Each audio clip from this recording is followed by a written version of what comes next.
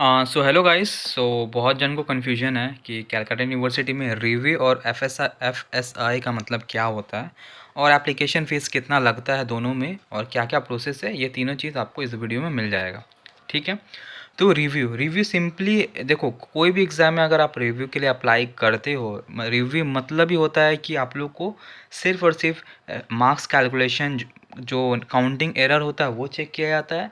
और एक और चीज़ चेक किया जाता है कि कोई क्वेश्चन अगर आपका अनचेक्ड है, मतलब वो चेक नहीं हुआ है, वो चीज़ चेक होता है और कुछ नहीं। जैसे हम लोग अपने स्कूल में करते हैं ना, मैम इसमें हम बहुत ज़्यादा लिखे हैं, हमको ज़्यादा मार्क्स मिलना चाहिए, तो मैम कर देती। तो वो चीज़ नहीं होता, वो चीज़ तुम सोचना भी मत कि वो चीज़ होता है।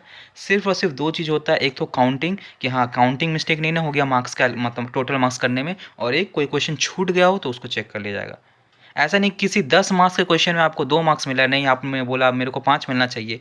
ये चीज़ कंसेशन, ये सब चीज़ नेगोशिएशन, ये सब चीज़ नहीं होगा आपको रिव्यू में। ठीक है। इनफैक्ट कोई भी सिचुएशन में आपका नहीं होगा ये। आपका सिर्फ 2 ही चीज़ चेक होता है जो मैंने बताया, चाहे कोई भी एग्ज़ाम ले लो, ये चीज़ नहीं होता है। ठीक है, रिव्यू में यही होता है।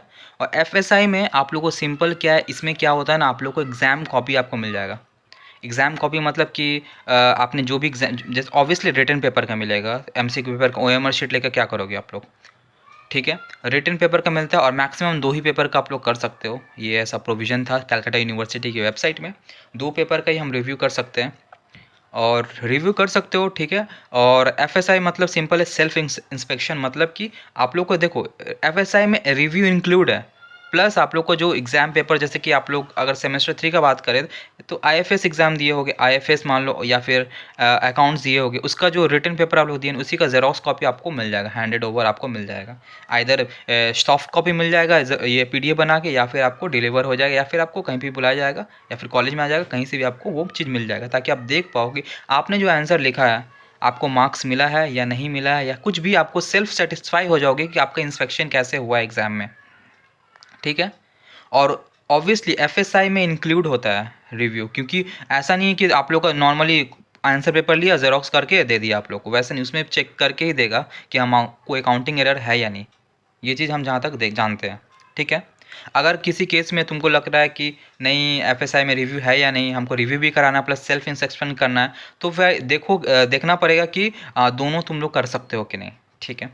तो रिव्यू में सिंपल आप लोग को जो बोल दिए, काउंटिंग एरर और अनचेक आंसर शीट चेक होगा और कुछ नहीं। ठीक है ना। और एफएसआई में आपको पेपर मिल जाएगा, पेपर मिल जाता है, ऐसा यही प्रोविज़न है। और एप्लीकेशन फ़ीस रिव्यू में 110 रुपया लगता है पर पेपर। आप 2 पेपर दोगे 220 रुपया लगेगा। और एफएसआई में 500 रुपया लगता है, क्योंकि आपको कॉपी मंगाना है थोड़ा, ये है तो इसलिए 500 रुपया पर पेपर लगता है। पर पेपर मतलब, पर पेपर मतलब कि पर एग्जामिनेशन। जैसे कि एक सब्जेक्ट, पर सब्जेक्ट बोलो तो ज़्यादा बेटर है, पर सब्जेक्ट 500 रुपया लगेगा। ठीक है। क्लियर हुआ। इन शॉर्ट देख लो, जो अगर कोई भी चीज़ करा के देख लो, तुम्हारा सिर्फ काउंटिंग एरर और जो अनचेक आंसर ही चेक होता है, और कोई एक्स्ट्रा चीज़ नहीं है। तुम्हारा अगर सोचो ना, अगर तुम्हारा आंसर राइट है फिर भी अगर वो रॉन्ग करके ज़ीरो बैठा दिया ना, तो भी हम कुछ कर नहीं सकते। तो भी हम कुछ कर नहीं सकते, वो स्टेप मार्किंग किसी में नहीं दिया है तो भी हम कुछ कर नहीं सकते उसमें, अगर लेकिन चेक्ड है तो चेक्ड है। यही होता है। ठीक है। अब बात करते हैं प्रोसेस का। प्रोसेस के लिए आप लोग को जाना पड़ेगा कलकत्ता यूनिवर्सिटी के वेबसाइट में, तो चलो वहाँ पर चलते हैं।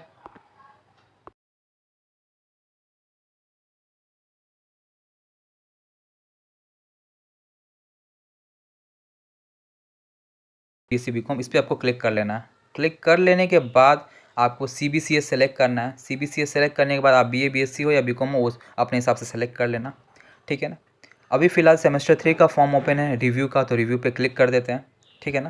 देखो मोबाइल वर्जन में नीचे वाला खुलता नहीं, तो इसको सिंपली आपको ना थोड़ा यहाँ पे आके ना डेस्कटॉप मोड सेलेक्ट कर लेना है। डेस्कटॉप मोड में देख पाओगे कि आप यहाँ पे आप सेमेस्टर 3 सेलेक्ट कर लो। सेमेस्टर 3 का क्योंकि फॉर्म ओपन, देखो यहाँ पर रिव्यू एफएसआई अलग अलग सा आया है, तो आपको जो करना है वो करना। जैसे कि अगर एफएसआई करना है तो एफएसआई पे क्लिक कर लो, रिव्यू करना है तो रिव्यू क्लिक कर। यहाँ पर सिंपली रजिस्ट्रेशन नंबर मांगे, इस पर क्लिक करोगे ना तो ये चीज़ अलग से, ये चीज़ आता है ना, इसको आप पहले इरेज कर लेना, ऐसे इरेज कर लो। फिर अपना कोई भी रजिस्ट्रेशन नंबर मार लो। फॉर एग्ज़ाम्पल मैंने कॉपी पेस्ट किया हुआ है तो वो मार लेता हूँ। ठीक है। और इस पे फॉर एग्ज़ाम्पल, और पहला, उसके बाद पहला 3 कैरेक्टर देना है। जैसे अगर आपका नाम राहुल है तो RAH देना पड़ेगा। ठीक है। तो यहाँ पे कैंडिडेट नॉट फाउंड दिखा रहा है क्योंकि आज ही ओपन होने वाला था बात पोर्टल का, बट ओपन नहीं हुआ। मे बी कुछ टेक्निकल एरर है, तो आज नहीं तो मे बी कल या फिर मंडे से आप लोग का चालू हो जाएगा। ये सिंपल, कोई बात नहीं। यहाँ तक आप पहुँच गए ना, कंटिन्यू करोगे। आपको सिंपल सा बात क्या है कि सब पेपर का नाम रहेगा, किस पेपर का इवैल्यूएशन करना, टिक करना, सबमिट करना। सबमिट करने के बाद वापस यही प्रोसेस रिपीट करना। देखना वहाँ प्रिंट का ऑप्शन आएगा, एप्लीकेशन प्रिंट, तो प्रिंट करना है, प्रिंट कर लेना, कॉलेज में हार्ड कॉपी जमा दो और पैसा जमा दो। उसके बाद आपका काम ख़त्म। उसके बाद कॉलेज अपना सब जैसे जैसे फॉरवर्ड करना वो करेगा। यही प्रोसेस है, ठीक है। अगर फिर भी चालू हो जाता है तो फिर से अगर कुछ अलग सा रहा तो हम बता देगा, लेकिन यही बेसिक प्रोसेस है, ठीक है ना। वीडियो अच्छा लगे तो लाइक शेयर सब्सक्राइब डेफिनेटली करना। So thank you so much.